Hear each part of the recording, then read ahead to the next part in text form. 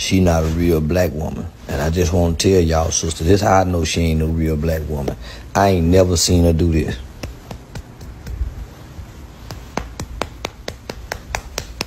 Harris, the Indian community will not be voting for you because I have never seen you bob your head once just like this when you are saying no. Kamala, how dare you quote Kendrick Lamar when you share the same first name as the Pakistani superhero Miss Marvel. Kamala Khan. Kamala, have you ever had a samosa in your life? Kamala, do you even know the taste of jalebi? Kamala, I have not seen you answer one tech support call in your entire life. Kamala, we revoke your 7-Eleven access. Do you hear me? I never want you to go into another 7-Eleven in your entire life. Kamala, I revoke your Indian access. Starting today, you will never be able to use your half Indianness ever again. Mean pot of greens. In fact, people used to ask me to make greens for them for Christmas. One year, I had so many that I had to wash that we ended up washing them in the bathtub. The Indian community will not be voting for you. No. Specifically because I have never seen you try Goop Scoop. Every Indian I know has tried Indian street food. How else do you think we can handle the blazing wings at Buffalo Wild Wings? It's no wonder you've never been on the show Hot Ones on YouTube. You want some Goop Scoop, make it whole. We gon' put it in a Goop Scoop leaf bowl. Put some cheese on that bitch, make it reef hole. You want some biscuits on your bitch for your peephole? Yeah, Goop Scoop next. Goop Scoop checks, we got some Goop Scoop breakfast. Yeah, coming through with some Goop Scoop breakfast. Yeah, it's a nigga in the struggle everywhere we eating Goop Scoop. Y'all niggas really want some Goop Scoop? In the hood, we eating fucking Goop Scoop. Every morning, get you a scoop of that goop. Get your motherfucking hand out my goddamn Goop Scoop. And that's exactly how much shit gonna fall out your ass soon as you eat that goop. And that's exactly how much shit gonna fall out your ass soon as Scoop. I said we making them Goop Scoop cakes. Do you really want to make that motherfucking Goop Scoop cake? Gonna squeeze that motherfucker right there. Goop Scoop cake. You gotta throw that grease on that motherfucking Goop Scoop cake. Go ahead, let it bake with the Goop Scoop cake. Gotta dip it in the grease, gotta let the motherfucker taste good when you eat it. Got the Goop Scoop on the cake. You want some Goop Scoop in your face. You got the Goop Scoop cake. Mr. Goop, chill. He don't know. Stop. He don't know. Give that man that money. Don't you fucking argue with him. God damn, now he got an attitude. Mr. Goop, it's okay. Oh my God, you done made him mad. He probably don't even want to cook no more. Mr. Goop, look at him. He mad than a bitch. Oh my God, you done pissed him off. Why the fuck would you ask him that? No, they don't have no hand sanitizer. Damn, you get on my fucking nerves. This ain't. I'm not bringing you back down here. Fuck, send your ass to Mumbai. Bye. Fuck you, Mr. Goop. He didn't mean it, man. Yeah, my bad. Damn, bro. Why the fuck would you say that to him? Then you gonna try to short Scoop. Hey, that Goop Scoop too funny. That's why Kamala be watching them greens in the bathtub. Her ancestors that be getting down like that, that be getting lying like that. Let's keep it going, y'all, man. Goop Scoop. Give me some of that Goop Scoop, Kamala. You know what it is. Excuse me. Are you lost? No, I'm just on my way to my car. Well, this side of town is no place for a colored girl.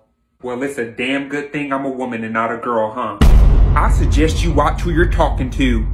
And I suggest you put on some weight. Walk around here looking like an X-ray. Yeah, and do some squats while you at it, because your backside is lacking, pancake patty. Wait, that's why you bothering me. You want me to loan you some ass. Girl, I cannot help you. If you want a miracle, you better talk to Jesus.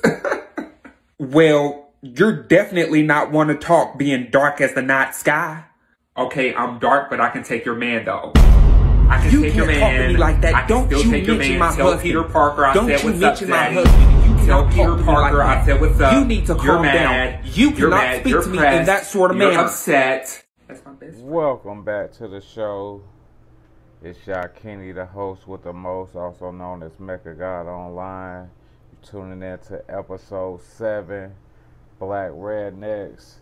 And it would be crazy if we had a time machine to go back in time, press these segregationists, racists,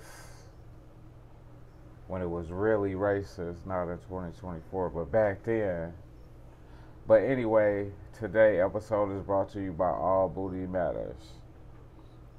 Are you tired of feeling like your booty doesn't get the recognition it deserves? Well, we have great news for you. Introducing All Booty Matters, the revolutionary movement that celebrates and embraces every booty out there. At All Booty Matters, we believe that every booty is unique and beautiful. Whether you have a little piece or a full-on bootylicious masterpiece, we're here to celebrate you. Join our vibrant community of booty enthusiasts who knows that all booty matters. We're breaking the stereotypes and embracing the diversity of booties from all walks of life. Our fitness programs are designed to help you embrace and enhance your booty's natural beauty. From squats and lunges, we got the perfect workout to help you feel confident and strong. And when it comes to fashion, we got you covered. Our curated collection of jeans, leggings, and skirts are designed to flatter every booty shape and size. Because at All Booty Matters, we believe that every booty deserves to look and feel fabulous. We also provide a safe, supportive space for those who face booty shaming and insecurities for not having surgery. Our community is here to uplift and empower you, reminding you that every booty is beautiful just the way it is. So join the movement today and let your booty shine, because at All Booty Matters, we know that every booty is a work of art, and we celebrate the beauty of all shapes and sizes. All Booty Matters, where every booty is celebrated, cherished, and loved, because remember, all booty matters. And we're going to continue on with some tip-top videos, and then we're going to get into Thomas Sowell, Black Rednecks. I don't know how you be carrying that dump truck around, girl. You probably know how to twerk, huh? And just what in God's name is that? Oh, twerking? It's like moving your ass up and down, side to side? Well, that don't sound too ladylike, and I ain't never heard of it. Hey, where the white women at? Shh. Boy, don't you know about Jim Crow? Look, I don't know who that is, but if he got a problem with me, he could run a fade. Fool, Jim Crow ain't no person. Jim Crow is the laws that uphold segregation. And you could get killed for even looking at a white woman. So I suggest you stop talking all jive and being so loud and drawing attention to your colored boy. You're in my way and I need you to move. Hey, hold up. Who the hell you calling colored with your Miracle Whip face ass? Hey, you best watch how you talk to me. How dare you talk to me like that? No, how dare you, homie? How dare you? That certificate with that smart mouth of yours. I suggest you run while you have the chance. Well, I'ma run, all right. I'm gonna run out of ammo after emptying this clip. I ain't one of them black people you had out on them fields, big dog. Yeah, I can read, write, and aim. And I'll blow you to smithereens and then make a mixtape about it. What's a mixtape? Please, don't hurt him. He don't know no better. Hey, you best shut that mouth of yours, woman, if you know what's good for you. Hey, you better watch your thin-ass lips when you're talking to her, honey.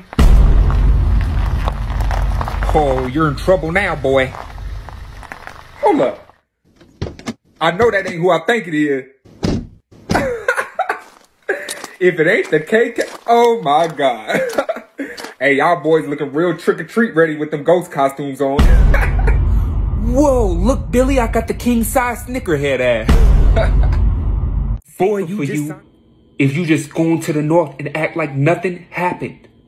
I can't keep putting myself in danger trying to look out for you now. Excuse me, now what on God's green earth are you doing sitting right here? We apologize, we were just moving. Hell no, we ain't moving. We here to eat. I mean, this is a restaurant, ain't it? We don't serve coloreds. Well, good, cause I don't eat coloreds either.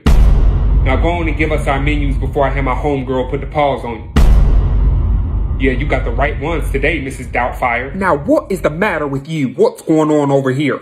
Is there an issue? I mean, there wasn't an issue until Peggy with the lice hair came up talking about y'all don't serve blacks. Wait a flippin' minute. Tyreek. Tyreek, I know you hear me calling your name. Susan. Oh, so you thought you could just get in my britches and leave without ever having to see me again. I told you, what we had was just a one-night thing. Oh, that's right. You're not the relationship type. You're the type to get in trouble for sleeping with a white woman. Yeah, if word gets around that you put the moves on me, you're finished. Look here, Bella from Twilight. Now that blackmail stuff don't work on me. You have no idea who my father is, do you? My father happens to be the sheriff of this town. Damn. Yo daddy the police and you still can't get cuffed? Now what does that even mean? It means that you're for the streets. I swear all you colored boys are the same. Nothing but misfit, disrespectful monkeys. Yeah, but y'all snow bunnies sure do love our bananas. Excuse me. We no longer allow coloreds to shop at this store. Look, we don't want no problems, okay? We're just here to grab a couple things, and then we gonna be out. Boy, didn't your mama ever teach you to leave when someone asked you to leave? Oh. Tyreek, let's just... Oh, okay, she wanna talk about mothers. At least my mama and my auntie ain't the same person. How dare you? Matter of fact, instead of worrying about me and her skin color, y'all need to be worried about why y'all skin start wrinkling in your 20s. Maybe if you had a little bit of melanin, you wouldn't be aging in dog years. I've had enough of you. Yeah, and your skin done had enough of you.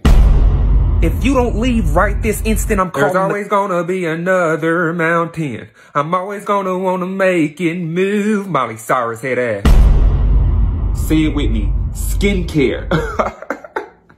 Well, the cops are here. Should've just left, boy. I knew I smelled some bacon this morning. 5-0 in the house. Oink, oink. You going back to the crib or what? Yeah, let's head on back. Hey there, boy. Did I just see you leave out the whites-only restroom instead of the colored restroom?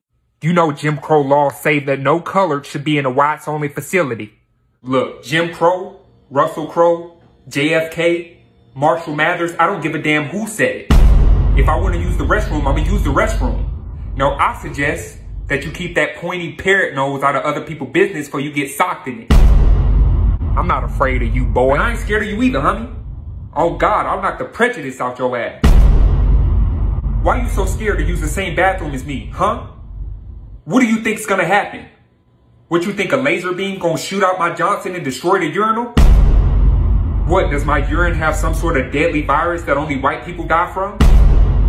What, you think my urine is somehow the kryptonite to white supremacy? Why are you so concerned with where I relieve myself? Let's just go. Come on, let's just go. We back. We gotta talk about this, y'all. The black culture is looking sad right now. We are promoting degeneracy. Everything that is wrong, we celebrate as right. Everything that's right, we look down upon. For example, we throw a celebration, we throw a party for a person who gets out of jail, but we don't throw a party for somebody graduating college or getting a good job. We love the ghetto ratchet movies, shoot 'em up, bang bang, but we don't support movies that's really art or really educational or have a message.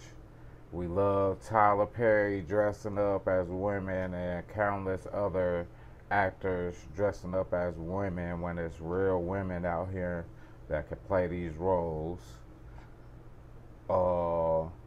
We worship the club culture. We worship the hood culture. The girls will go sleep with the dude for the 3-5 instead of getting with the dude that's handling his business. He might perceive as a nerd, but he might have the money to give you to go get you a 3-5. We just backwards, man. And it all stems from the black redneck culture. Some of you silverback Marcus Garvey gorillas like Umar and shit. Y'all out here confused, and I just want to.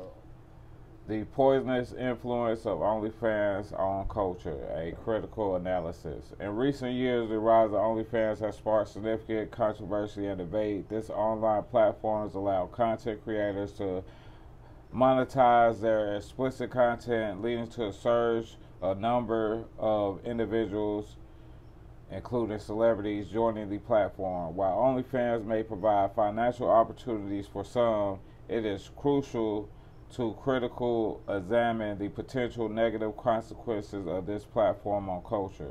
This article aims to explore in which ways OnlyFans may be poisoning the culture.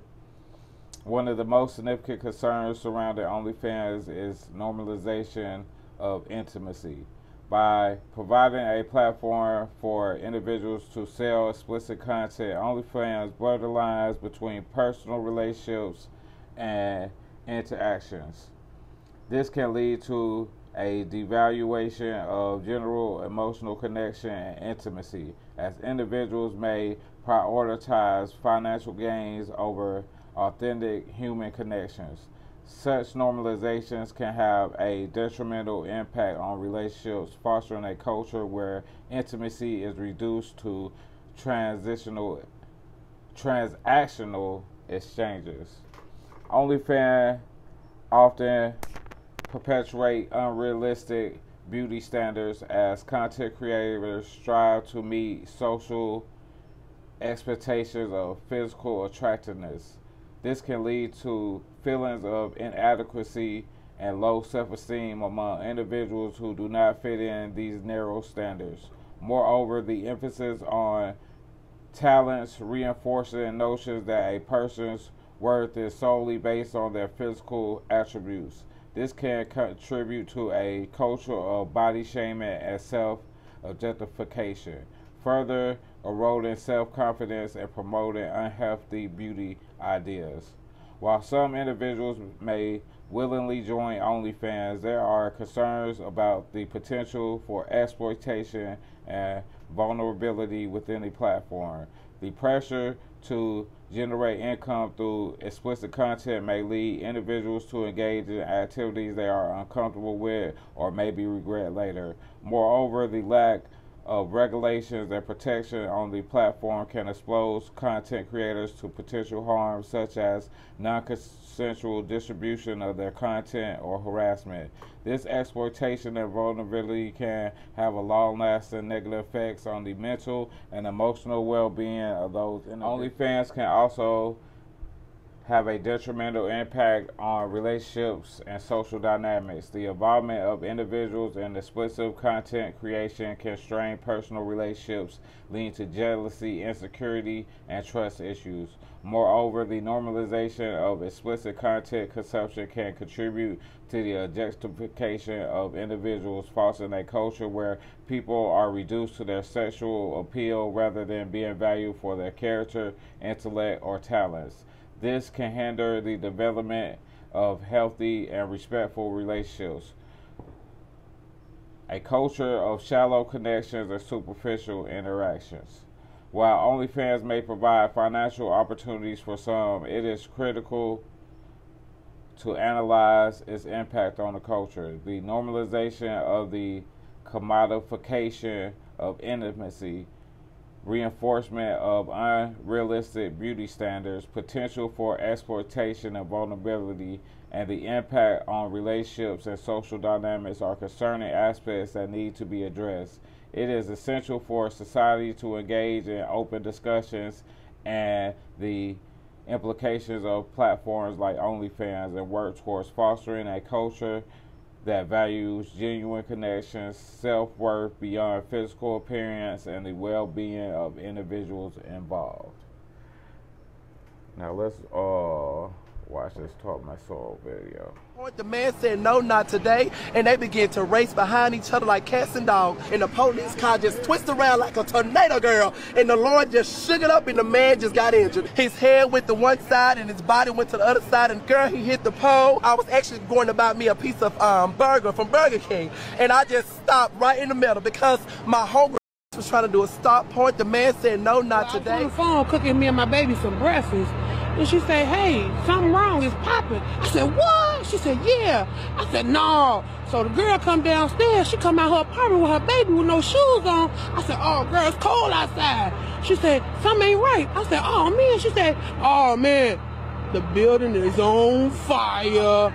I said, no, what? I got my 3 kids and we bounced out.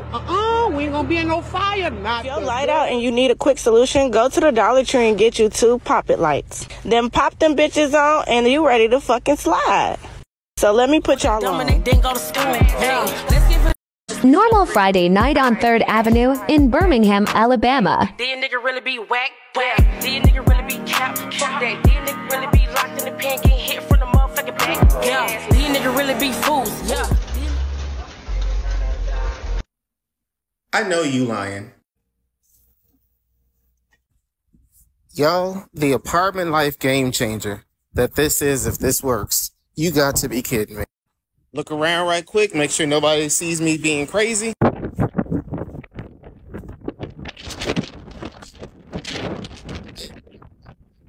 can't tell me this actually works.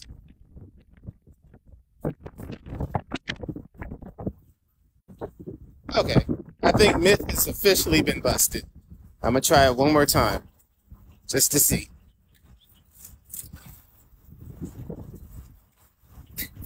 Oh, what? No, Y'all, that actually works. Black rednecks, who are they? These would be blacks who came out of the Southern culture and who carried that culture with them north into the urban ghettos and into the ghettos of the South, for that matter. And who have not moved out of that culture since. Over the years, both blacks and whites have moved away from that culture. But in the poorest and worst of the ghetto areas, there are lots of people who have not. And these kinds, it's a culture which didn't do whites any good, and it's certainly not doing blacks any good today. And the tragedy is that people regard this culture as somehow the authentic black culture, and therefore you're not to interfere with it. It's to be allowed to, until they're cheering people on. It reminds me of a scene in the Blue Max where this general is encouraging this daredevil pilot to do all kinds of wild stunts, you see, knowing that the guy's going to kill himself if he keeps doing this, and therefore the general will be rid of a political problem. Now, I don't think that the white liberals are doing this deliberately, but I think the net results are the same. They are cheering blacks on and doing things that are absolutely self-destructive. What's the difference between a black redneck and a white redneck? Color. Same kind of people, same attitudes? Oh, absolutely, absolutely. And same kind of results. One of the things I point out in this book is that, you know, as late as the First World War, when mental tests were given in the Army, there were whites from any number of southern states who scored lower on those tests than blacks from northern states. So that anyone who comes out of that culture is likely to score lower on mental tests, to do less well in intellectual areas, whether they're black or white. Among the middleman minorities, of which the Jews are the most prominent, the hostility to these people in countries around the world is out of all proportion to any other kind of group I can think of. In terms of the violence, the number of Chinese killed, let's say, in 1 year, and by mob action, exceeds all the blacks lynched in the entire history of the United States. And the number of Armenians killed in Turkey, you know, during the First World War is greater than that. And of course, the number of Jews slaughtered on a number of occasions in history, even before the Holocaust, is greater than that. So that the question is, why this particular kind of people are the targets of so much venomous hatred? And I think the answer is that they not only succeed, they succeed in a way which is a threat to the egos of other people. That is, you can envy a Rockefeller, but he's no threat to your ego, because you say, listen, anybody can be rich if he's born a Rockefeller. But the guy who comes here, let's say from Vietnam or Korea, and arrives here with little more than the clothes on his back and a few words of broken English, and a decade later he has his own little business, and you see his son a few years after that getting ready to go off to Harvard or MIT, you got to ask yourself, you either got to, you know, you've got to hate yourself for saying, my God, I've been stagnating, this guy was nothing and now he's risen up, or you're going to have to hate him. And most people, when they have a choice between hating others and hating themselves, they hate others. Where does the hatred for the Jews come from in history? Number of places, but they are people who have succeeded an awful lot in the midst of other people who have not. Years ago, one official of one of the Jewish organizations in New York asked me, what can Jews themselves do in order to minimize the hostility they face? And I gave him a one-word answer: fail. Because as long as you succeed, you're going to be hated. Slavery was much bigger and involved infinitely more people than people have realized. It was not confined by race. It was not defined by race or created by race. It existed for thousands of years.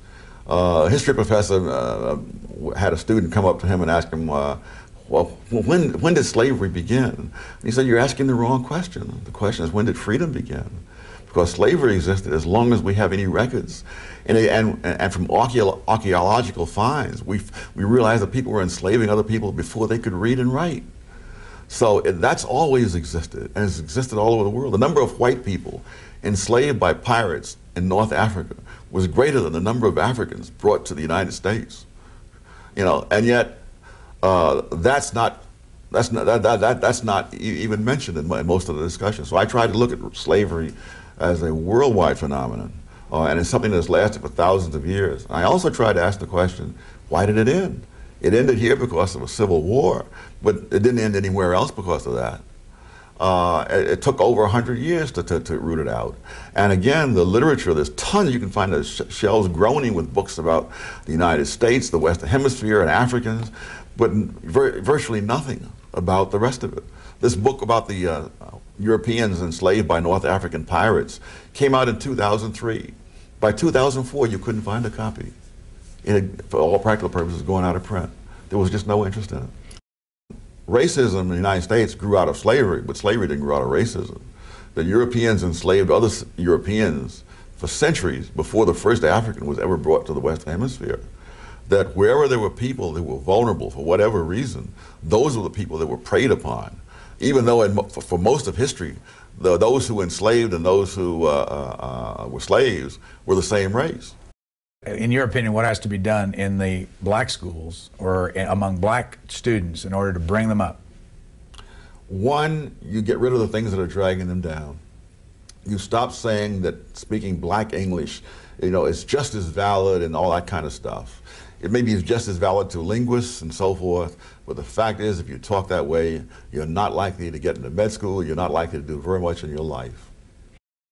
If you were still living 50 years from now, what would you predict the black race in this country would be?